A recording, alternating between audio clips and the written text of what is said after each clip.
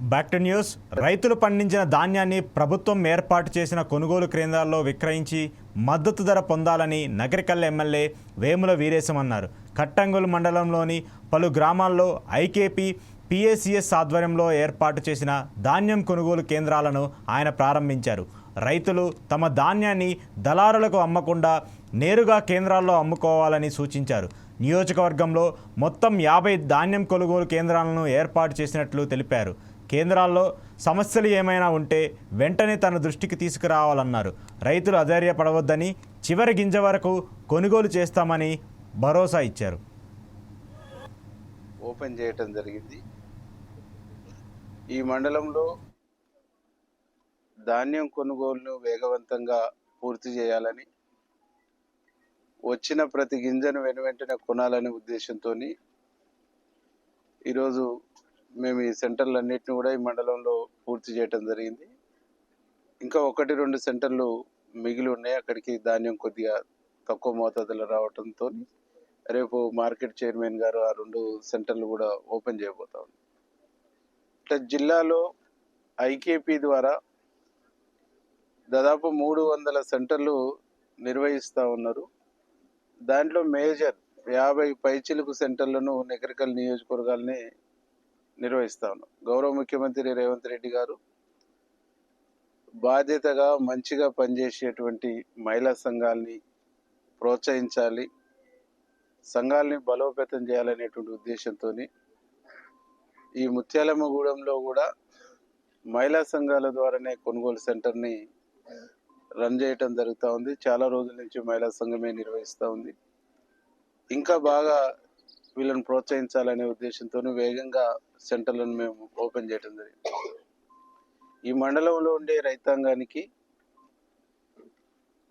మా తరపున చేసేటువంటి విజ్ఞప్తి ఒకటే, మీ ధాన్యాన్ని కొనుగోలు సెంటర్లకు తీసుకొచ్చి ప్రభుత్వం ఇచ్చేటువంటి మద్దతు ధర ద్వారా మీరు ధాన్యాన్ని అమ్ముకోండి. దళారీల బారిన పడి తక్కువ రేటుకు ధాన్యాన్ని అమ్ముకొని రైతాంగం నష్టపోవద్దని చెప్పేసి మేము కోరుతా ఉన్నాం. ప్రభుత్వం వచ్చిన ప్రతి ధాన్యం గింజను మ్యాచర్ వచ్చిన వెంటనే కొని రైతులకు ఇబ్బంది జరగకుండా చూడాలనేటువంటి ఉద్దేశంతో ప్రభుత్వం నిరంతరం మానిటరింగ్ చేస్తూ ఉంది.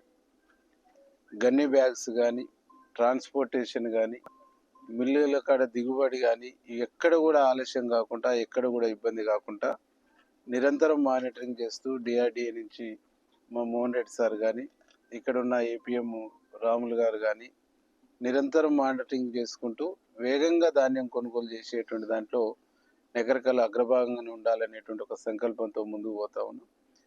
అన్ని సెంటర్లను నిర్వహిస్తున్నటువంటి పిఏసిఎస్ కానీ, అట్లాగే ఐకేపీ కానీ, డిసిఎంఎస్ కానీ వీళ్ళందరూ కూడా మీ ద్వారా మేము చేసే విజ్ఞప్తి ఒకటే, ఎక్కడన్నా గన్ని బ్యాగుల ఆలస్యం ఉన్నా, లోడింగ్ ప్రాబ్లం ఉన్నా, లారీల ప్రాబ్లం ఉన్నా, దిగుమతి సంబంధించినటువంటి మిల్లర్ కాడ దింపుడు కాడ ఏమన్నా అన్లోడ్ అయ్యేటువంటి కాడ ప్రాబ్లం ఉన్నా మా దృష్టికి తీసుకురావాలని చెప్పేసి మేము విజ్ఞప్తి చేస్తా ఉన్నాం.